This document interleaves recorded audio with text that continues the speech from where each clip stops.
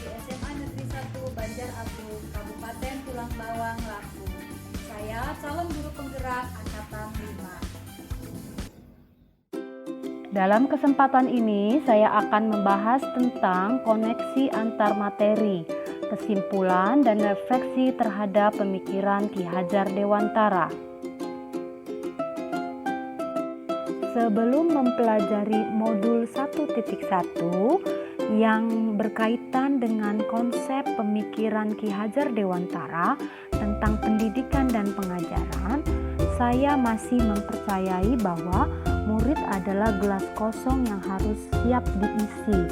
Jadi, guru di sini mengisi gelas tersebut dengan pengetahuan yang guru ketahui sehingga murid menerima begitu saja tanpa adanya proses berpikir atau proses kritis dari si peserta didik tersebut. Selanjutnya, saya juga menganggap bahwa tata tertib atau peraturan dapat membuat proses pembelajaran berjalan dengan lancar. Tidak hanya saya, tapi juga semua rekan guru dan juga warga sekolah menganggap bahwa tata tertib dan peraturan itu harus diterapkan di sekolah. Nah, berikutnya ini yang paling susah dihilangkan di dalam suatu lembaga pendidikan, yaitu memberikan reward dan punishment.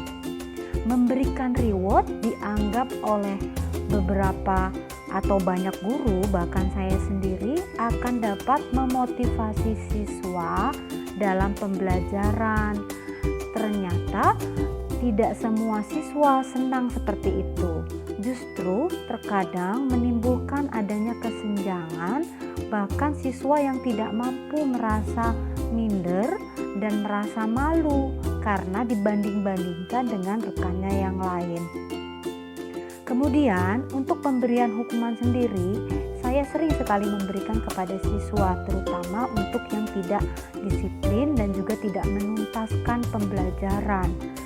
Saya seringkali menambahkan tugas lebih banyak lagi atau mengancam siswa apabila tidak menyelesaikan tugas dengan begini, begitu, dan ancaman lainnya.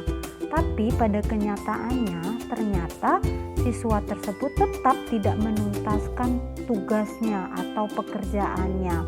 Artinya bahwa hukuman tersebut tidaklah efektif diberikan kepada siswa. Hal lain yang masih sering saya lakukan di kelas adalah ketika saya mengajar dengan gaya yang klasikal. Mengapa ini saya lakukan? Karena memang banyak peserta didik yang masih merasa nyaman dengan disuapi oleh gurunya.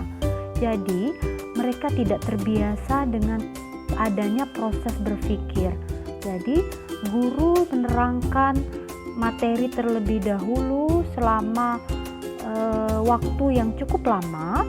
Setelah itu baru siswa mengerjakan latihan. Ternyata cara seperti ini membuat siswa pasif dan tidak terfokus pembelajarannya pada siswa, tapi teacher center.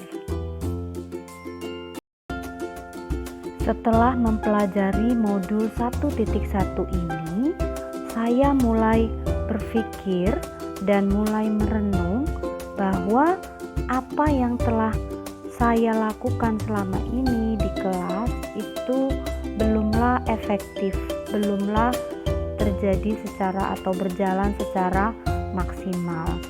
Maka saya berkeinginan untuk merubah atau mengganti pola mengajar saya dengan konsep yang telah ditawarkan oleh Ki Hajar Dewantara.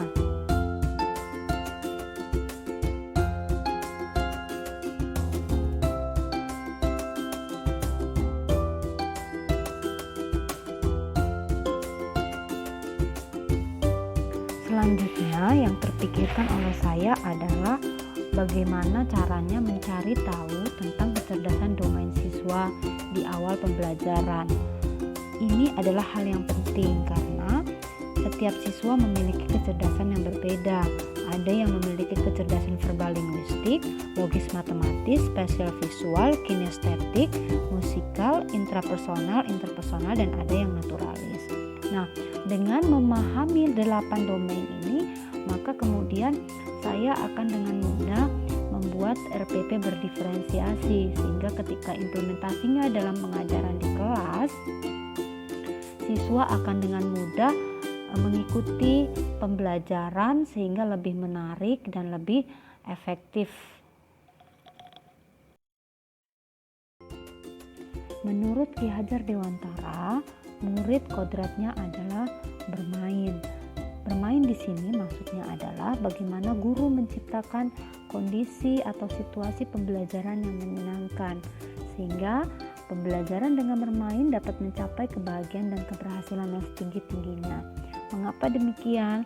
Karena siswa akan lebih dapat meresapi pembelajaran dalam keadaan yang nyaman, tenang, dan juga terkondisikan dengan baik, tidak di dalam tekanan, tidak dalam ancaman, tapi benar-benar siswa menyadari bahwa mereka harus belajar, mereka harus mengikuti proses pembelajaran tentu saja dengan gembira dan dengan bahagia. Apabila mereka sudah bahagia, tentu saja mereka akan senang belajar dan ilmu juga akan masuk dengan mudah.